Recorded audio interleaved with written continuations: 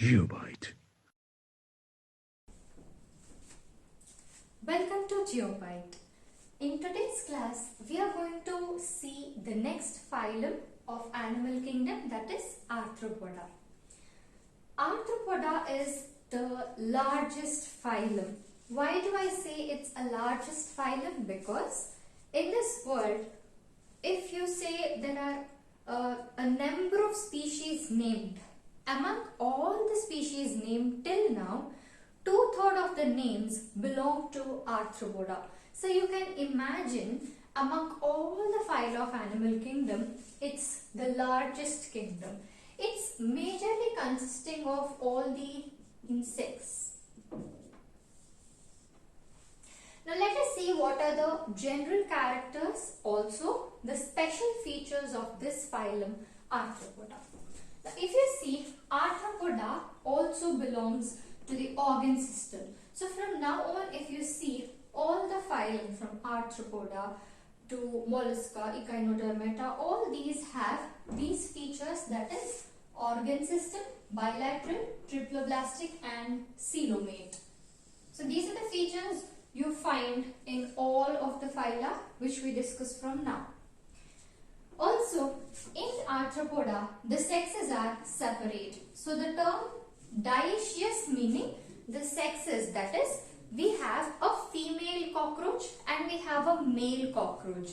That is when we say it is a dioecious animal. And when we come to fertilization, it is internal. Fertilization happens inside the organism. So it's an internal fertilization and it's called oviparous. What organisms are named oviparous? Oviparous is given to organisms which are egg laying. That is, they produce babies by laying eggs. What about organisms which produce babies through a body to body? That is, in case of human beings, a mother gives birth to a child, she doesn't lay eggs outside the body. So that case is called as a viviparous organism. The organism where eggs are laid out are called oviparous organisms. Now once the eggs are laid, then the organism will develop. This development can either be direct or indirect. When is it indirect? When the egg directly doesn't develop into an adult. When the egg forms adult through larval stages, that is called as indirect development. The best example for indirect development in Arthropoda is mosquitoes. If you see, mosquitoes being oviparous lay eggs. Once they lay eggs in sewage water or some other stagnant water, these eggs first develop into larval stages. They do not produce or they do not open to form the adult mosquito directly. They first form a different larval stage which then metamorphosizes to form a adult mosquito. So these are few general characters of Arthropoda. Next, if we come to the special features in case of Arthropoda, the body is segmented. This segmentation, how is it happening? See, if you consider this is the overall segmentation of the insect, in Arthropoda, there is head, there is a thorax, this is called thorax, and you have abdomen. Alright, and the body, that is the outer surface of the body of this particular phylum is covered by a chitinous exoskeleton. Chitin is a very hard proteinaceous substance. So this is the composition of the exoskeleton which is outside the body. What we all have, or what usually animals have, is an endoskeleton. Endo is inside, exo is outside. Endoskeleton, inside the body we have a skeleton. In case of cockroaches, they have exoskeleton, that is, they have a hard skeleton like chitinous substance outside the body. So that is one special feature. If you see, there are appendages to the thorax. So these appendages are jointed. See, these are the joints. These are the joints. So we also have a jointed appendage. So this is the joint. Alright, so there are many joints in these appendages. So hence these are called as jointed appendages. So this is also a special feature of arthropoda. Now when we say different organ systems, we need to discuss few important organ systems in each of the phyla. Now here if you see respiration, in case of arthropoda being the largest phyla, you will not see one common system in all the species of the phyla. There will be variations again. In the same way, in case of respiration, the organs, the respiratory organs can be gills. There are something called as book gills as well. Then you have lungs and book lungs.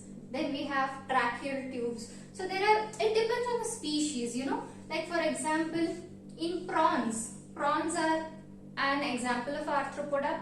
So prawns have gills for respiration, whereas in scorpions we find book lungs. So these are like different species having different organs among the same phyla, but the overall general characters are similar. Then they have sense organs, just like how we have eyes, nose, and we have balancing organs inside our ears. In the same way, they also have antenna, compound eyes, statocyst for their sensing purposes. So statocysts are nothing but balancing organs in these organisms as well. Alright, then the most marked feature in these is the excretory organ. So the excretory organ in case of arthropoda is Malpighian tubules. It has got a special name, that is Malpighian tubules. Yeah. So coming to the examples of this phyla, we have Apis, Bombyx and Aedes. So these are the scientific names. To talk as a common person, Apis is nothing but honeybee. Bombyx is nothing but a silkworm. Then Aedes is nothing but mosquito. You know, Aedes aegypti is the one which causes dengue and malaria. So these are the examples we see in everyday life. There are so many insects around us. So I have picked these examples because they are the ones we see in and around us most frequently. So this is all about arthropoda. So I said this box, the features in this box are true for all the phyla coming on from here. So that would be the same. And dioecious, so organisms from here are going to be dioecious. You're going to have male organism and female organism. And the fertilization is internal from now onwards. Then you might see oviparous and viviparous both. So we'll have to see which phyla are oviparous and which are viviparous. Then development mostly is direct, but in some cases, like as we proceed to higher forms, there will be a direct development, but we'll see that evolution happening gradually. And the special features are segmentation, like head, thorax and abdomen, chitinous exoskeleton. We have jointed appendages. Then coming to the systems, they have different organs for respiration, for sensing, for excretion, and you have seen the examples as well. So this is all about the phylum Arthropoda. So the next phyla in our animal kingdom is Mollusca. So we know the first largest phylum is Arthropoda, but here Mollusca is the second largest phylum. It's the second largest phylum only after Arthropoda. So if you see Arthropoda, they were all insects and we see it around us, but in case of Mollusca, they are either terrestrial or aquatic organisms. Alright, and as usual when we come to the general characters, its organ system, level of organization, symmetry being bilateral, germ layers from three germ layers, that is triploblastic, and it's a coelomate and being a dioecious. So these are all the general characters which we see. Alright, when it comes to reproduction, it is oviparous, that is, it is an egg-laying mammal or egg-laying animal. Sorry. Then, the development here is indirect, that is, it involves larval stages during development into an adult. So, more or less, these are the general features. Now, coming to the special features of this phylum is they are unsegmented, unlike Arthropoda, where we have seen head, thorax and the abdomen being segmented. And then, if you see, this is the body of a mollusca. So this is a very rough diagram just to show the parts how they are arranged in the body. Now, if you see, this is the head. Okay, the head has got sensory organs called sensory tentacles. Sensory tentacles are present on the head. Then it has radula. Radula is acting as a mouth. So this radula is something like this. It's like a rasping organ which helps in feeding.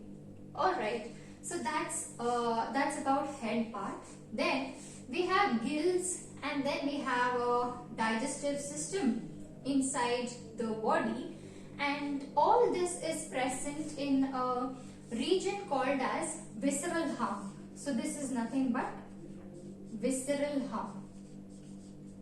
So inside the visceral hump, you can see there are gills. Gills help in respiration or even in excretion, and we have digestive system inside the visceral hump. Now, this visceral hump is going to secrete a spongy layer of skin above it. That spongy layer is nothing but mantle. Alright, so this visceral the spongy layer is the mantle. So there is a region between the visceral hump and the spongy layer, that is nothing but the mantle cavity. Now, the locomotion in case of mollusca happens through a muscular foot. Alright, so this is the muscular foot it has. Then, the body of Arthropoda we saw is covered by an exoskeleton which is chitinous. In case of mollusca, it's covered by a calcareous shell. So, the body overall is covered by a calcareous shell. This you will understand better when I give you examples. So this calcareous shell might not be present in all the organisms. So if you see in snail, you find this calcareous shell, right? And then when the body comes out of it, you will see the spongy skinny layer. In octopus, there is no calcareous shell. That's also an example. Squid is another example. So here I have listed the three most common examples: octopus, squid and snail. These are the ones which belong to the phylum Mollusca. So this is all about the phylum Mollusca. The first thing you need to remember, this is the second largest phylum. The general characters, it's terrestrial or even aquatic. It's oviparous with indirect development. It's unsegmented with a calcareous shell of the body. It has muscular foot which help in locomotion. And then coming to the body parts, it has sensory tentacles, it has a mouth called radula which has a rasping organ. Then we have visceral hump, mantle cavity and mantle. So this is all about mollusca. Thank you for watching. Please do like, share, subscribe and comment to GeoBite. GeoBite.